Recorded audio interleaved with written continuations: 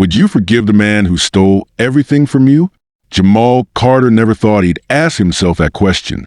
But as he stood in the shadows of a cold Manhattan alley, watching the glass towers of Wall Street gleam under the city lights, he knew the answer. No, there would be no forgiveness. No second chances. Not after what Damien had done. Jamal had built Carter Innovations from the ground up, a tech startup designed to revolutionize cybersecurity.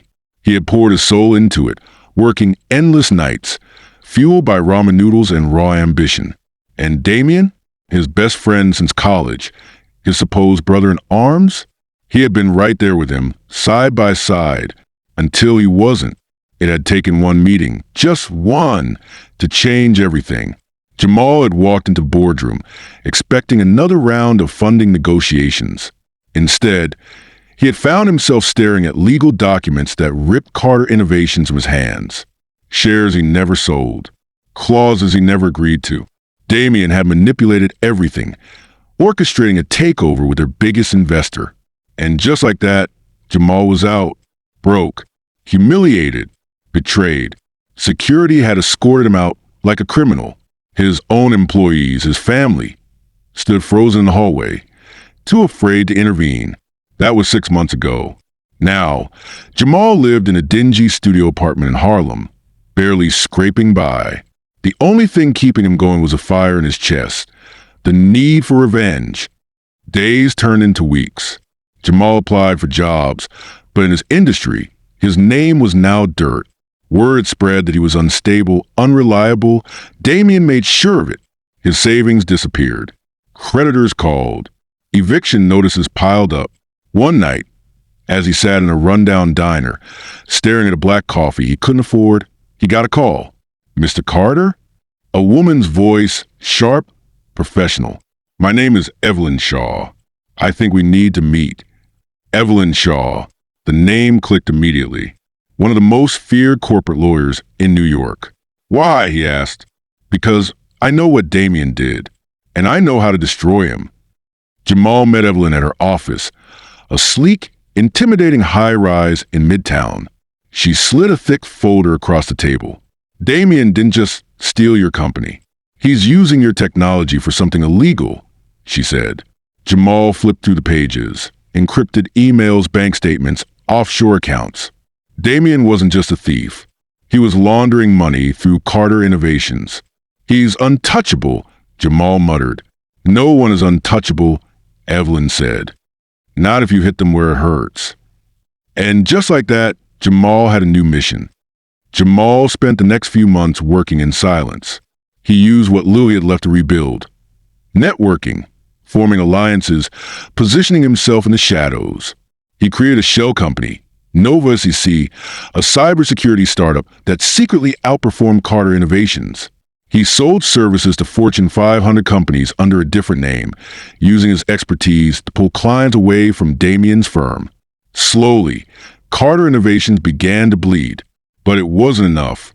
Jamal wanted Damien to feel it, and then an opportunity presented itself. Carter Innovations was about to go public, a $1 billion IPO. Damien was on the verge of becoming one of the richest men in America. Jamal smirked. "Not if I have anything to say about it." The night before the IPO, Damien threw a lavish party. Rooftop views, champagne towers, Wall Street's elite celebrating his upcoming victory. Jamal crashed the party. He walked through the doors in a tailored suit, looking every bit the billionaire he once was. Eyes turned, whisper spread, and then Damien saw him. "What the hell are you doing here?" Damien hissed. Jamal smiled. "Just wanted to see the look on your face when it all comes crashing down." Confusion flickered in Damien's eyes until his phone buzzed. Then another. Then another. The SEC had frozen Carter Innovations' assets. Reports of financial fraud had surfaced. The IPO was dead before it began. And Jamal? He had orchestrated it all. Damien's face drained of color. You set me up?" Jamal leaned in, whispering. "You set me up first." Damien lunged, but security dragged him away. The last thing Jamal saw before turning away was the utter devastation in Damien's eyes. Revenge was complete, or so he thought. As Jamal left the party, His phone buzzed. A blocked number. "You think it's over?" a voice said. Jamal stopped cold. "You have no idea what's coming next." The line went dead, and for the first time in months, a chill ran down his spine. Jamal stood outside the glass tower, his heart still pounding. The cool night air did nothing to calm him. The echoes of Damien's downfall still rang in his ears. The gasps, the whispers, the rage in his former best friend's eyes. It was done. Carter Innovations was in ruins. Damien was about to drown in lawsuits and SEC investigations. Jamal should have felt victorious. But that voice on the phone, "You think it's over? You have no idea what's coming next." It haunted him. A warning? A threat? He turned the corner onto Fifth Avenue, gripping his coat tighter. He had won, but at what cost?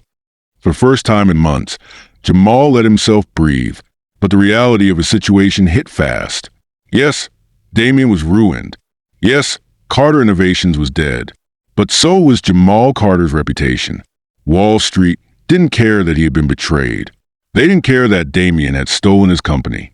All they saw was a black man at the center of a corporate war, and now his name was tainted. No one wanted to touch him. Job applications? Rejected. Investors? Silent. Creditors?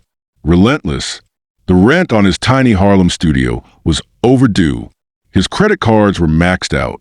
The revenge he had spent months plotting had come at a price. The price was his future. Jamal sat in his apartment, staring at his eviction notice. He was 2 days away from losing everything. Again, the breaking news hit like a bomb. SEC launches investigation into former Carter Innovations CEO Jamal Carter. Possible ties to insider trading. Jamal nearly dropped his phone. What? The article was brutal. Accusations of fraud, illegal dealings, leaked documents that painted him as the mastermind behind Carter Innovations' downfall. Someone was framing him. He paced his apartment, heart racing. He needed answers. He needed Evelyn. But when he called, her assistant picked up. "She's not available." Click. Jamal's stomach sank. He was being shut out. With nowhere else to go, Jamal did the unthinkable. He went to her. Rebecca Lennox, billionaire, ruthless venture capitalist, his ex. She sat in her penthouse, swirling a glass of red wine as she studied him. "You look like hell," she said. Jamal ignored the jab. "I need help. Someone's setting me up." Rebecca smirked. "And why would I help you?" "Because we both know I didn't do this." She sipped her wine, considering. Then she reached into a drawer and tossed a thick folder onto the table. Jamal's blood ran cold. It was a contract. "Sign this," she said. "I'll fix your problem." He picked it up, scanning the pages. She wanted Nova SEC, his new company, his last hope. Rebecca leaned forward, her voice soft but deadly. "You have no money, no allies, and in 48 hours, you'll be arrested. This is your way out." Jamal clenched his fists. This wasn't help. This was extortion.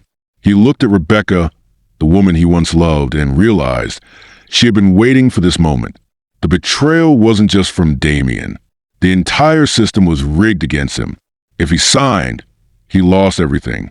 If he refused, well, he'd find out soon enough. Jamal walked out of Rebecca's penthouse into the cold New York night.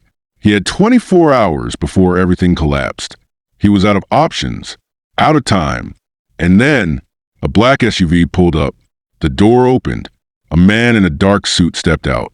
He held out a hand. "Get in." Jamal hesitated. He didn't recognize the man.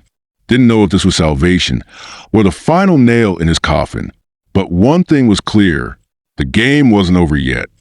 Jamal hesitated at the open car door. The man in the suit, tall, expression unreadable, didn't flinch. "You're running out of time, Mr. Carter." Jamal's gut screamed at him to walk away, but he had no options left. He slid inside. The door shut. The city lights blurred past as the car glided through Manhattan. The man finally spoke. "My name is Victor Langley. I work with people who fix problems like yours." Jamal scoffed. "You mean criminals?" Langley smirked. "I prefer the term strategists." Jamal didn't trust this, But if this man had answers, he needed them. Langley handed over a file. Before you sign your life away to Rebecca Lennox, maybe you should know the full story. Jamal flipped through the pages, financial records, offshore accounts, confidential memos. Then he saw it. Rebecca owned 20% of Carter Innovations before the hostile takeover. She wasn't on it. Jamal's hands trembled. He thought Damien had been the mastermind, but Rebecca had been pulling the strings all along. Jamal barely heard Langley talking. His mind was racing. He had spent months seeking revenge on Damien, thinking he was a traitor. But Damien had been just a pawn. Rebecca was the real player. And now, she was trying to corner him again, forcing him to sell Novus EC for pennies. "You're telling me this for a reason," Jamal finally said. "What do you want?" Langley nodded approvingly. "Good. You're thinking ahead. There's an opportunity here, but you need to act fast." He slid another document across the seat. It was a contract. Nova SEC's legal structure. Jamal scanned it, and then his heart skipped. A clause. A loophole. Nova SEC's parent company wasn't officially tied to him. The real owner, on paper, was a separate shell corporation, which meant he could sell Nova SEC to himself. He almost laughed. It was so simple. If he moved fast, he could shift Nova SEC under a new corporate identity before Rebecca even knew what was happening. By the time she tried to claim it, she'd be chasing a ghost. Langley watched him carefully. "We can make this happen, but there's a risk." "What risk?" "Rebecca isn't the kind of woman who takes losing lightly." Jamal clenched his fists. "Neither am I." That night, Jamal worked like a man possessed. Langley connected with a network of specialists, lawyers, offshore accountants, and ex-Wall Street insiders who knew how to maneuver in the shadows. By dawn, Nova SEC was no longer his company. On paper, it belonged to Solace Holdings Limited, a firm registered in the Cayman Islands. And the CEO of Solace Holdings? A name no one would recognize. A ghost. Jamal leaned back, exhausted. Rebecca's trap had failed. He had just stolen his own company before she could steal it from him. But something still didn't sit right. Why had Langley helped him? Jamal met Langley the next day at a private club in Midtown. "I appreciate the help," Jamal said, "but I don't trust free favors." Langley chuckled. "Smart. And you're right." He leaned forward. "There's something you don't know yet. Something bigger." Jamal's pulse quickened. "Rebecca didn't just steal from you," Langley said. "She's playing an even bigger game." He slid another file across the table. Jamal opened it, and his blood ran cold. Inside were documents linking Rebecca to Damien's offshore accounts. But that wasn't the shocking part. The accounts were still active. Damien's name was listed, but someone was still moving the money. Langley tapped the file. "Your old friend Damien? He's not in as much trouble as you thought." Jamal's vision blurred with rage. Damien was still in the game, still playing, still alive, and that meant Jamal's war wasn't over. Not even close. Jamal closed the file, his jaw tight. "Where is he?" Langley smiled. "That's the fun part," he said. "We're about to find out." Jamal Carter had spent months thinking he had already fought his war. He had survived betrayal, financial ruin, and the brutal takedown of Carter Innovations. He had outmaneuvered Rebecca Lennox, stolen his own company before she could, and escaped the clutches of the SEC. But now, as he stared at the file Victor Langley had just handed him, he realized the real enemy had never been Damien, because Damien wasn't in hiding. He was thriving. The offshore accounts in his name were still being used. Someone or some powerful group had been keeping him safe, shifting his money, and erasing his tracks. Jamal's revenge had been incomplete, and now he had to finish the job. Jamal spent the next few days locked in his new office, a small, nearly empty space in a WeWork in Midtown Manhattan. Nova SEC, his cybersecurity company, was still young, but thanks to his maneuvering, it was protected under Solace Holdings. The problem? Nova SEC was still broke. It had clients, mostly mid-level firms needing data protection, but it wasn't making the kind of money he needed to go to war. He needed power, serious power, And that meant finding investors. Big ones. He studied the financial records Langley had provided. Damien had been moving money through a web of offshore firms, hedge funds, and private investors. One name stood out: Archer Sterling. Billionaire, hedge fund king, ruthless, and, if Langley's intel was right, the man who had helped hide Damien. Jamal leaned back in his chair, heart pounding. If he wanted real revenge, he couldn't just find Damien. He had to destroy everything protecting him, and Archer Sterling was where he would start. Jamal spent the next 3 weeks rebuilding his network. He reached out to old contacts, lawyers, bankers, tech entrepreneurs, anyone who would take his call. Some ignored him. Some laughed in his face. But a few still believed in him. And that was all he needed. Nova C started landing bigger contracts. Government agencies, major banks, even Fortune 500 companies. Within a month, revenue tripled. Jamal reinvested every cent into expansion, hiring hackers, security experts, and former intelligence operatives. He wasn't just building a company anymore. He was building a weapon. One night, while analyzing Nova SEC's latest projects, Jamal noticed something odd. A banking client security report showed unusual offshore activity, money movements through the same shell companies Damien had used. His blood ran cold. It wasn't just Damien. The same network that had hidden his ex-best friend was still active. And then he saw it. One of the accounts was linked to Rebecca Lennox. Jamal's hands clenched into fists. She hadn't just been trying to steal Nova SEC. She had been covering for Damien the entire time. His two biggest enemies had been working together, and he had never seen it coming. Jamal moved fast. He hacked into Sterling Capital's servers, not personally, but through Nova SEC security audits, using legal access to find weaknesses. What he found was bigger than he ever imagined. Archer Sterling wasn't just hiding Damien. He was funding illegal deals, corporate espionage, and government bribes. If this information went public, Sterling Capital would collapse. Jamal smiled for the first time in weeks. He had them. Jamal met Victor Langley at a high-rise bar overlooking the city. "I have everything I need," Jamal said. "Sterling, Damien, Rebecca, I can take them all down." Langley swirled his drink. "And what's your next move?" Jamal leaned forward, his voice low. "I'm not taking them down." Langley frowned. "Then what?" Jamal's grin was ice cold. "I'm taking them over." Jamal Carter had never been the kind of man to fight his battles with brute force. No, he had always preferred strategy. And this was the biggest game of his life. Damien had betrayed him. Rebecca had orchestrated his downfall. Archer Sterling had been the puppet master behind it all.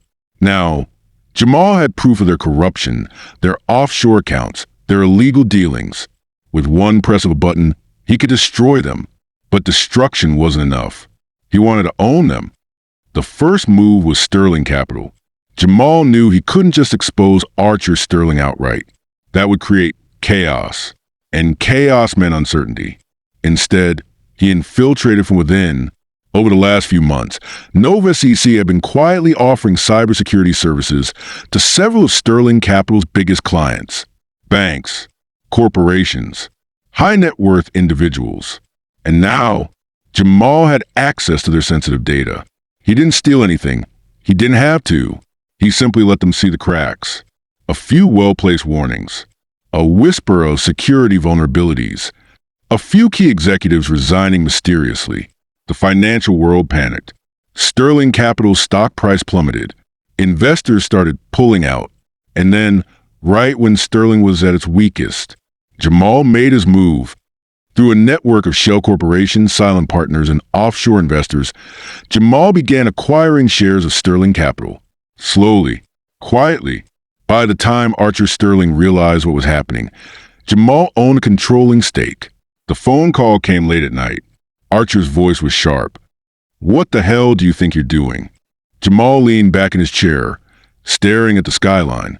"Taking back what's mine," he said. There was a long silence. Then Archer laughed, a dry, bitter sound. "You think this is over?" he said. "You think you've won?" Jamal smiled. "No, I think I'm just getting started. With Archer cornered, Jamal turned his attention to Rebecca Lennox. For months, she had played him like a fool, pretending to be a neutral businesswoman while secretly backing Damien. She thought she was untouchable. That changed when she received an anonymous email. Inside, every piece of evidence linking her to corporate fraud, illegal trades, and offshore tax evasion. Her own board turned against her. Within 48 hours, she was forced to resign from her own company. Her empire gone. Jamal didn't just want revenge. He wanted her to know that he had done this to her. So, he sent one final message. A single line. Checkmate. There was only one enemy left. Damien. For 2 years, Jamal had believed his former best friend had disappeared into obscurity. But now he knew the truth. Damien had never been in hiding. He had been thriving. And now he was coming back. Jamal received a message at midnight. A single text. From an unknown number. We need to talk. Face to face. Jamal stared at the screen, his heart pounding. Damien wasn't running anymore. He was challenging him. And Jamal was ready. Jamal Carter sat in the penthouse suite of his private Manhattan office, watching the city lights flicker like distant stars. Everything had led to this moment. His enemies had fallen. Archer Sterling was out. Rebecca Lennox was ruined. He had taken control of Sterling Capital, expanded Novus EC into a global powerhouse, and become one of the most powerful men on Wall Street. But there was still one loose end. Damien Cross. And now, Damien was coming to him. The office door opened. Damien stepped inside. He didn't look like the man who had once been Jamal's closest friend. He looked worn down, desperate. His once sharp suit was wrinkled, his confident swagger reduced to careful, hesitant steps. Jamal didn't stand. You wanted a meeting, Jamal said coldly. Talk. Damien exhaled, shaking his head. You win, man. Jamal raised an eyebrow. Win what? Damien chuckled bitterly. Everything. The money, the power. Hell, you even took my escape plan. Jamal didn't react. Damien leaned forward. Look, I know I messed up. I betrayed you. But back then I was scared, man. You thought I would never make it without you. Silence. Damien swallowed hard. Yeah. Jamal finally stood. He walked to the window, looking down at the city he now owned a piece of. You didn't just betray me, Jamal said. You underestimated me. And that was your biggest mistake. Damien sighed. So what now? You ruined me completely? Jamal turned. No. Damien frowned. No. Jamal smirked. You already did that to yourself. Damien's face paled. Jamal walked past him and pressed a button on his desk. The screen behind them lit up. Headlines. Disgraced investor Damien Cross exposed in multi-million-dollar fraud. Former Wall Street star's assets frozen amid criminal investigation. Damien Cross banned from financial sector indefinitely. Damien staggered back. You did this? Jamal shook his head. No, you did. He stepped closer. See, Damien, the difference between you and me? I build. You destroy. And that's why you lost. Damien said nothing. For the first time in his life, he had nothing left to say. With Damien dealt with, Jamal had one final move to make. He called a press conference. The financial world watched as he stepped onto the stage. A black CEO who had been counted out, betrayed, and underestimated. Now, he was running the very empire that tried to destroy him. The cameras flashed. Reporters shouted questions. Jamal raised a hand. 2 years ago, I lost everything, he began. People I trusted turned against me. I was told I'd never make it back. He let the silence stretch before continuing. They were wrong. More flashing cameras. More murmurs. I didn't just rebuild. I evolved. I adapted. And today, I stand before you as the CEO of Novus EC and the new majority owner of Sterling Capital. The room erupted. Jamal smiled, then leaned in slightly to the microphone. And to those who doubted me, thank you. You made me stronger. Mic dropped. The internet exploded. That night, Jamal sat in his office, sipping a glass of whiskey. Victor Langley entered. Hell of a speech. Jamal chuckled. Figured I'd give them something to talk about. Langley sat across from him. So what's next? Jamal swirled his drink. Wealth isn't just about money. It's about power, influence, and knowledge. Langley smirked. Sounds like you got all three now. Jamal exhaled. Maybe, but the real lesson? Never let someone else decide your worth. Never let betrayal define you. And never, ever stay down. Langley raised his glass. To never staying down. They clinked glasses. Jamal stared out the window. His story wasn't over. It was just beginning. Jamal's journey wasn't just about revenge. It was about resilience. It was about knowing your worth, taking control of your destiny, and proving the doubters wrong. So, to everyone watching, what's your story? Have you ever been counted out? Betrayed? Underestimated? Drop a comment below. Share your thoughts. And if you want more stories like this, hit that subscribe button. Because trust me, you don't want to miss what comes next.